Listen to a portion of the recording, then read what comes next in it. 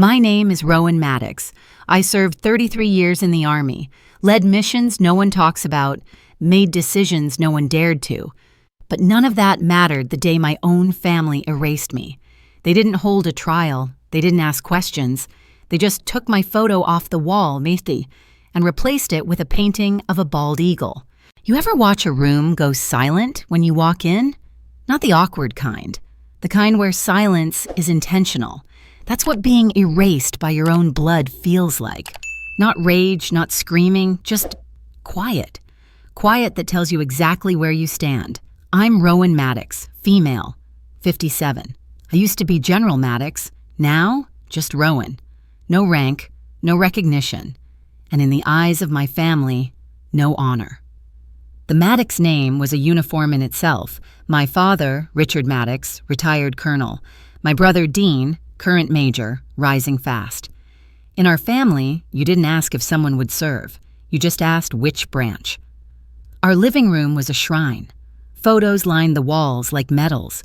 Black and white portraits of great uncles in Wenra, cousins in Iraq, my brother in dress blues from the academy. And once upon a time, right there on the center beam, was me. That photo hung there for almost 2 decades. It was taken the day I earned my first commission. Jaw tight, cap perfect, eyes proud. They used to tell guests, "That's Rowan. She outran every man in her unit." I didn't correct them. I let the myth live. But then came 2010, and after Syria, my photo disappeared. No conversation, no explanation. One day it was there, the next gone. In its place, a watercolor eagle, stoic, symbolic, cold. No one said a word. That silence? It's louder than judgment, because when people condemn you, at least they still see you. But when they erase you, that's worse. It means they've already decided your story isn't worth hearing. The family claimed it was protocol, said I had compromised the chain of command. They never asked why. Never wanted to know what happened in Syria. All they needed was one version, Rowan disobeyed. One version that was clean, simple, safe. At first, I thought it was just temporary, that once the dust settled, someone would call, ask, wonder. No one did. The next time I came home, Thanksgiving 3 years later, my name card at the table just said, Rowan. No general, no retired. Everyone else had titles, captain, lieutenant, doctor. I sat at the far end, next to the dog's spare chair and the coat rack. That dinner. It wasn't a meal. It was a message. A polite little exile, served with cranberry sauce and forced smiles. Even my brother Dean, who once begged me to write his West Point recommendation, didn't look at me. He toasted those who upheld the Maddox name with pride, and when he said it, he looked straight past me. You want to know the worst part? It wasn't the omission. It wasn't even the insult. It was the ease of it, like forgetting me was muscle memory. Later that night, as I washed dishes no one offered to help with, I looked up at the wall above the fireplace. There he was, my father, smiling with General Patton in a photo so sacred no one was allowed to touch it.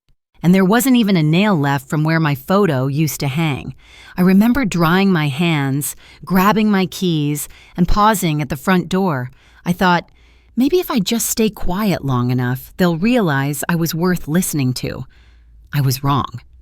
People don't need evidence to erase you. They just need a story that sounds close enough to the truth. And a family willing to believe it because it's easier than facing what really happened. That's the thing no one tells you about being erased. It doesn't happen all at once. It's a slow burn, a skipped name here, a missing invitation there, until one day you realize your absence has become their comfort, and your silence, their shield. So I stopped arguing. I stopped explaining. I didn't need them to believe in me anymore, but I did need to remember who I was before they decided I failed. And that's where this revenge story begins.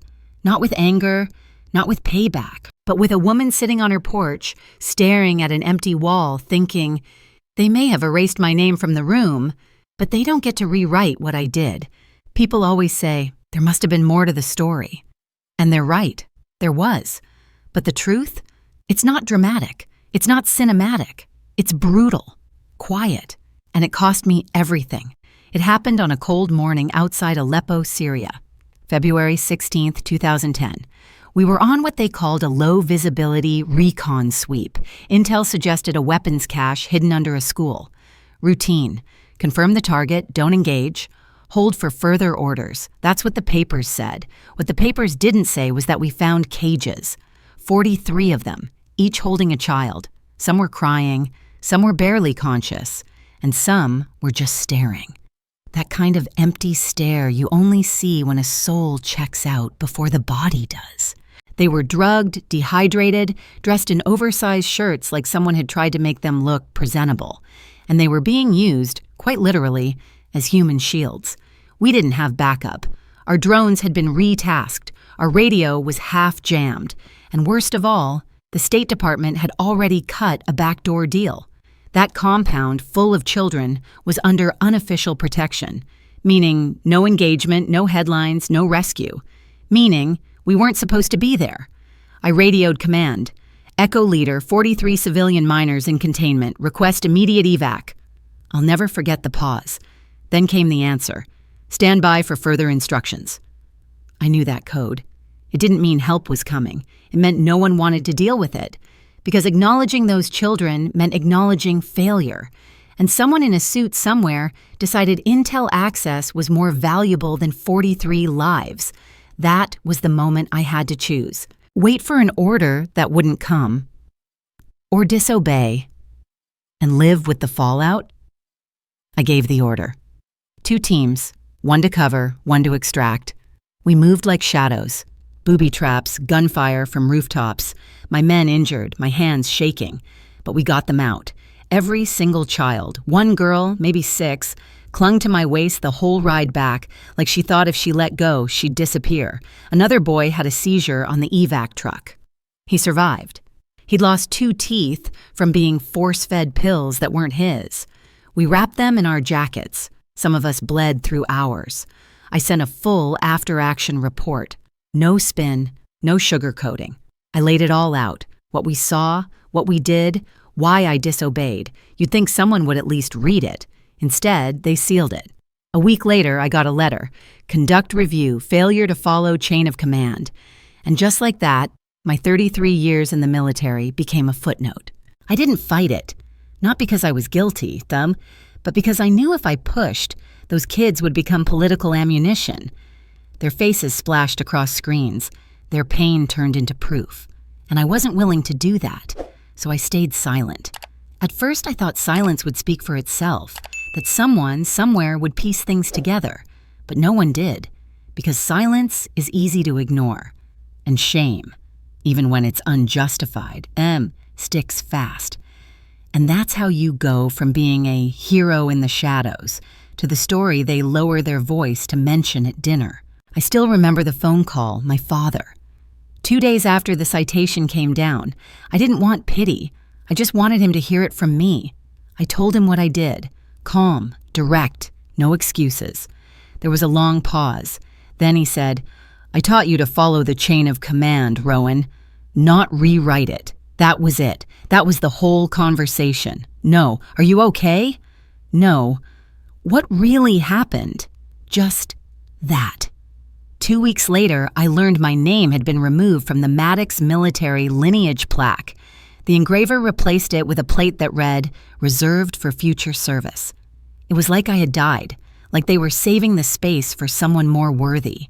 You ever feel like someone rewrote your story without asking? Like you were the hero, but they published a version where you're the villain? If you've been through something like that, if someone took your truth and twisted it into shame, drop it in the comments. Say, I wasn't the villain, because sometimes just saying it out loud makes it real again. I didn't lose my rank in a courtroom. I lost it in a hallway, in silence, in shrugs from officers who once saluted me. They didn't strip my uniform, they just stopped looking me in the eye. That's how it ends for people like me. Not in disgrace, but in inconvenience. I didn't fail. I just made the people who stayed silent look bad. And when that happens, they don't question themselves. They cut you out, quietly, efficiently, permanently. So I packed my things, moved out of base housing, bought a small piece of land up north, and every morning since, I wake up before the sun. Not because I'm bitter, but because silence is no longer something they force on me. It's something I own. They erased me. But they forgot one thing about people like me. We don't disappear. We just wait. And sometimes, waiting is the first move in a revenge story they'll never see coming. Have you ever been mislabeled like Rowan? Have you ever been called a troublemaker for doing the right thing? Tell us about a time you understood the trouble and kept your wits about you in the comments below. We read every line, and you don't have a picture here. You'd think the hardest part was the military, the fallout, the sealed report. But no, the hardest part was coming home, not to the country, to the people who shared my last name. Because when command went silent, I still held out hope that someone, just one person in my family, would ask me what happened. Not the headlines, not the citations. Me. They never did. Thanksgiving, 2 years after Syria, I showed up late, on purpose. I didn't want the hugs, the fake, oh my gosh, look who decided to come moments. I just wanted to blend in, eat some pie, and maybe, if I was lucky, feel like I wasn't radioactive for a few hours.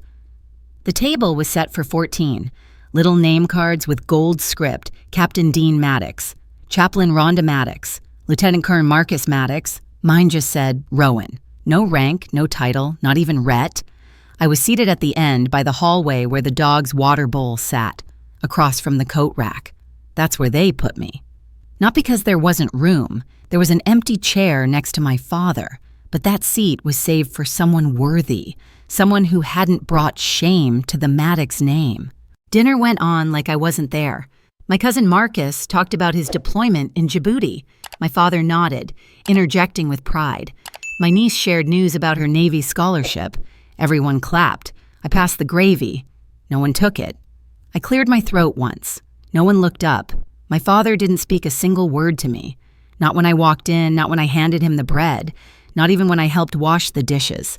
He just skipped me, like I was a scratched track on an old record, like he'd trained his eyes not to land on me. I don't think people understand how painful that kind of silence is. It's not dramatic. It's not loud. It's constant. It's being alive in a room full of people who pretend you're not. It's watching your own name vanish from conversations, like it was never supposed to be part of the story to begin with. Later that night, I lingered by the fireplace. That wall used to be our family's pride and joy, a literal shrine, photos of every Maddox who ever served. My brother's photo was now front and center, glossy, recent, and newly framed. Mine? Gone, like I'd never existed. In its place, there was a watercolor painting of an eagle, perched, distant, decorative. I stared at it for a long time, trying to convince myself it didn't matter. But it did, not because I needed to be honored, but because they didn't even have the courage to say they took me down. They just did it, quietly, efficiently, like I was a stain on the timeline. A few months later, I found out I'd been removed from my father's will, not contested, not debated, just gone. The lawyer said, "Your name wasn't listed, there's nothing to dispute." That hurt, sure. But what hurt more was knowing my brother had replaced me without blinking. You see, when I stepped down after Syria, Dean filled the very position I'd vacated. He moved into my role, my unit, my clearance level. He never asked if I was okay, never checked in, never once said, "I know this happened fast. Are you all right?" Maybe he told himself I deserved it, or maybe he just didn't care.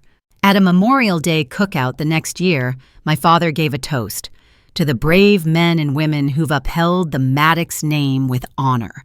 He listed Dean, Uncle Roy, even Rhonda's husband, who'd only delivered mail on a base in Guam for 2 years. He skipped me entirely. That wasn't a mistake. That was a choice. And in that moment, I realized my punishment didn't come from the military. It came from the people who were supposed to know me best. You know what stings the most? It's not being hated. It's being inconvenient. My presence reminded them that loyalty to truth sometimes means disobedience, and that scared them, because if I was right, then maybe the system they believed in wasn't as perfect as they told themselves. And if the system is flawed, what does that make them?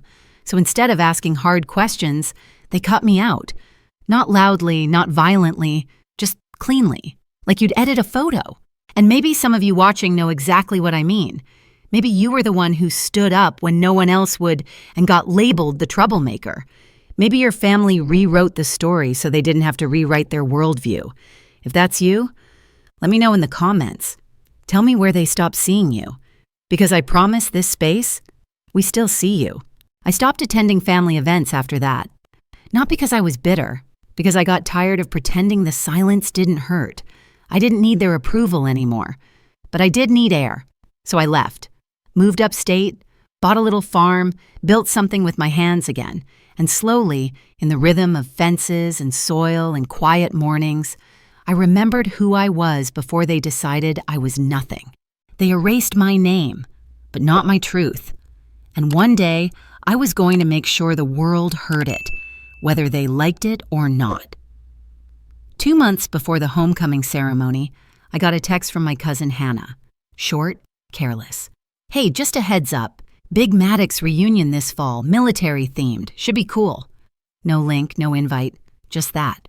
I searched it up anyway. Maddox family military homecoming celebrating 3 generations of service. The banner had my brother Dean's photo at the top in full dress blues. My father's name was in bold gold font below.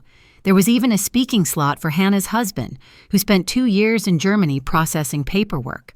I wasn't listed anywhere. Not in the schedule, not in the legacy honorees, not even in the footnotes. At the bottom of the page, there was a short note. Out of respect for the formality of the event, we kindly ask that individuals with disciplinary records not attend. And they didn't even have the spine to name me directly. But I knew, everyone knew. And that was the moment something shifted. I wasn't angry. I didn't throw things. I didn't scream. I just sat very still. Because up until that point, I'd accepted my erasure. I'd let them write me out of my own bloodline to keep the peace. But this was public. This was final. This was my family telling the world I didn't belong, not even quietly in the back row. I stared at that line on the website for a long time. Then I closed the laptop, stood up, and went for a walk. The next morning, I wrote a letter, not to my family, to the Department of Defense. I didn't request a public apology. I didn't demand reinstatement. I didn't even ask them to speak my name. All I asked for was 45 minutes of declassification, time limited, on-site only, no press, no digital copies, no replication, just enough time for the truth to breathe. It wasn't easy. I had to go through 4 layers of clearance, had to speak to 2 ethics boards, had to sign more restrictions and NDAs than I could count. They reminded me again and again, this will disappear after the event. This cannot live beyond that 45-minute window. And I said, that's fine. Because I wasn't trying to go viral. I wasn't trying to change history. I just needed the right people, the ones who had chosen to erase me, to finally see it. I never told anyone what I was planning. Not my brother, not my father, not even Hannah, who probably assumed I wouldn't show up at all. I booked a motel 2 towns over, wore plain clothes, no insignias, no ribbons, nothing that screamed, look at me. I didn't want to be seen. I wanted to make them see what they tried to forget. That morning, I arrived early. The sun hadn't fully come up yet. There was still dew on the folding chairs. The volunteers were setting up flags. Some high school band was tuning their instruments under a white tent. No one noticed me, and I liked it that way. I stood across the street behind a low iron fence that bordered Veterans Green. From there, I could see everything. The podium wrapped in red, white, and blue bunting. The stage with the Maddox family banner. The folding chairs labeled by name and rank. There it was again. Major Dean Maddox, keynote speaker. My father's seat, front row, center. Mine? Nowhere. A young Marine stood by the gate checking names off a clipboard. I approached him slowly. Name, ma'am? Rowan Maddox, I said. He scanned the list, flipped one page, then another. I'm sorry, ma'am, you're not on the list. "I know," I replied. "I'm not asking for a seat up front, just to stand in the back. I won't cause trouble." He hesitated, then looked back toward a group of organizers. "I've been instructed not to allow entry to individuals not formally registered. I'm really sorry." I nodded. "No problem," then stepped aside. I found a patch of grass behind the chain link, sat down on a low stone ledge, hands folded, back straight, just like they trained me, and I waited. That's the thing about silence. It can feel like punishment, but under the right conditions, it becomes strategy. I didn't need to beg for acknowledgement. I didn't need to scream across the field. I just needed them to say my name first. You ever show up to something you weren't invited to, just to remind them you still exist? If you've ever stood outside a door they shut in your face, let me know below. Tell me how you showed up anyway, not for revenge, for yourself. The crowd started to fill in. Guests in uniforms and medals, local council members, a camera crew setting up. They shook hands, posed for photos, swapped stories. They didn't look in my direction, and I didn't need them to, because I wasn't there to explain. I was there to witness, to be undeniable, even in the shadows. And when the first rumble of engines broke through the ceremony, I didn't flinch. I knew exactly what I had requested, and the clock had just started ticking. The ceremony started like every other Maddox gathering. A prayer from a city council member, a few awkward jokes about 3 generations of glory. Dean took the stage first, adjusting the mic, clearing his throat like he was about to deliver a TED Talk instead of a tribute. I didn't move. I just sat there, still, quiet behind the fence, like I was a ghost at my own funeral. Then came the moment. It didn't begin with a speech or applause. It began with a sound, a low, heavy rumble in the distance. Not music, not a band. Engines. Big ones. I felt it before I saw it. The ground under my boots trembled. Birds scattered from trees. People started turning around, frowning, whispering. And then someone near the front said it. "Are those Humvees?" They came around the corner like thunder. 20 of them. Headlights off, dust billowing in perfect formation. No sirens, no flags waving, just quiet power. I didn't flinch. I had requested them precisely. To the minute. A corridor opened between the rows of chairs as the Humvees rolled in. 200 soldiers stepped out in unison, boots hitting the ground like one body. No orders, no speaking, just presence. And then, the final vehicle stopped. The door opened, and out stepped General Halford. He hadn't aged much since Syria. Still tall, still stone-faced, still the man who once told me behind closed doors, "Someone has to take the fall." He didn't look at my brother, didn't acknowledge my father, didn't nod to the podium. He walked, deliberate, direct, toward the edge of the field, toward me. He stopped 3 feet in front of the chain-link fence, and in front of everyone. My entire family, a crowd of strangers, a row of guests who didn't even know who I was. He saluted. "Welcome back, General Rowan Maddox." The silence was instant. Dean froze mid-sentence. Someone dropped their phone. My father stood up slowly, confused. Gasps cut through the crowd like electricity. I didn't return the salute. Not yet. Instead, I stood up. Not dramatically, not defiantly, just grounded. And I stepped forward through the side gate someone had quietly unlocked. Behind Halford, all 200 soldiers raised their arms in unison and saluted. The sound of hands meeting foreheads, a whispering wave, was louder than any applause I'd ever received. I didn't cry, I didn't smile. But inside I felt something shift, not ego, not revenge, just rightness. A realignment of gravity. Then the mic passed again. This time to a young man in a gray suit, late 20s, clean-cut, serious. I recognized him before he even opened his mouth. One of the boys from Syria, a child I had carried in my arms when his legs wouldn't work from the sedatives they'd forced on him.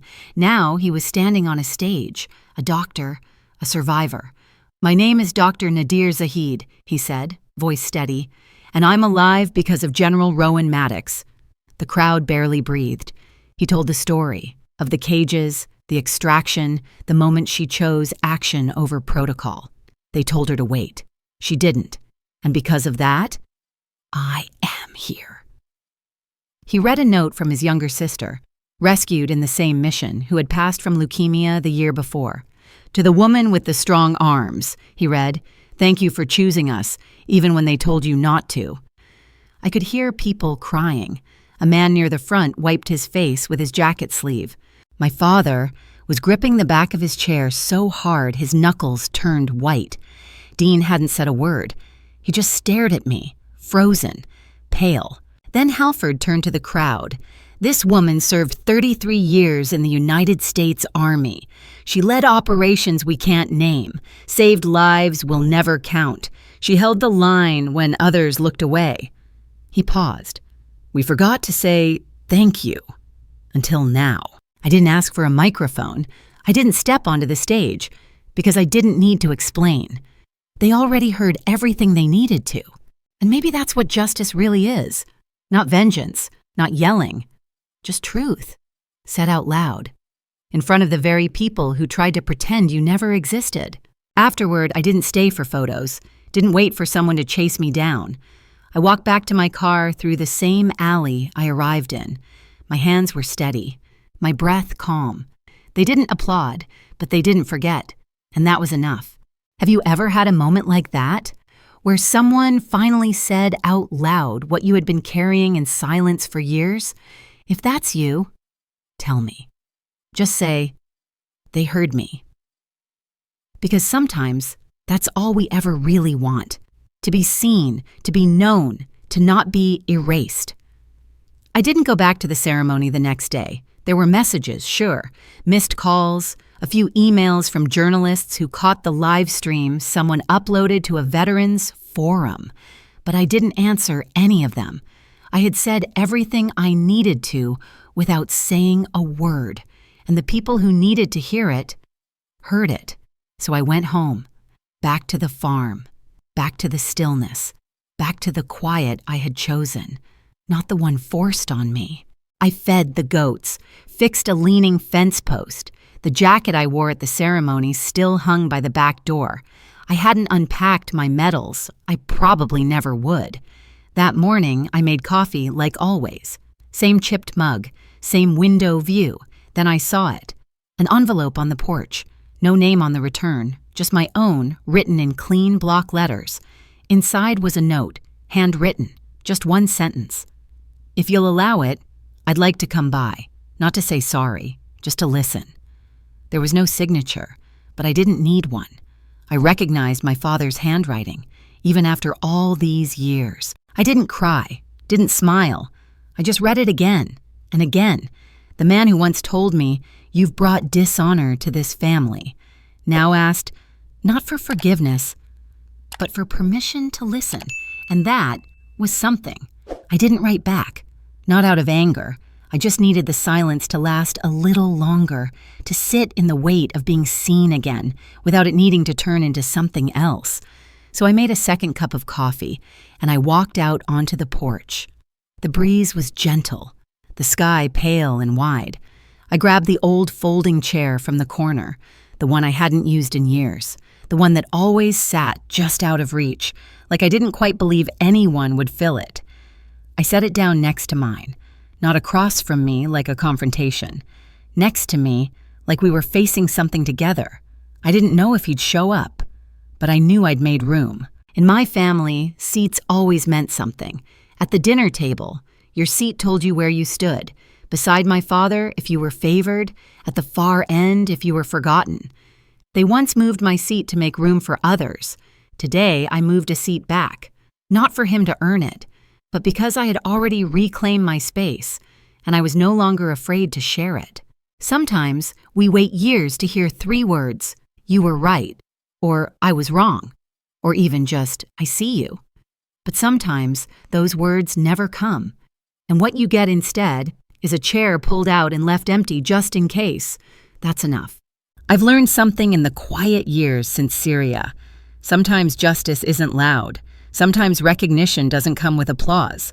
Sometimes healing isn't a parade. It's just a porch, a folded chair, and the breeze moving through both of you like a truth that finally has room to land. They erased me from the wall. They removed my name from the family plaque. But they couldn't rewrite what I did. 43 children lived, and I'm still here. And if they ever ask me why I disobeyed, I'll tell them because no one else was coming. And I couldn't stand there and do nothing. Not again. If you're still here, still listening, thank you. Not just for hearing my story, but for sitting with it. And maybe, if you've ever been the one they tried to write out, if you've ever had to build a new seat at a new table because the old one disappeared, I'd love to hear about it. Tell me below, what seat did they take from you? And what did you build in its place? This space is yours too. And you don't need a title to be honored. You just need the truth and someone willing to hold it with you. So pull up a chair, I'm listening,